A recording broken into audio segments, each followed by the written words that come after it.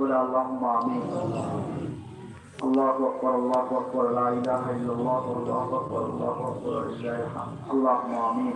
আল্লাহুম্মা আমিন। ربنا ظلمنا أنفسنا وإن لم تغفر لنا وترحمنا لنكونن من الخاسرين.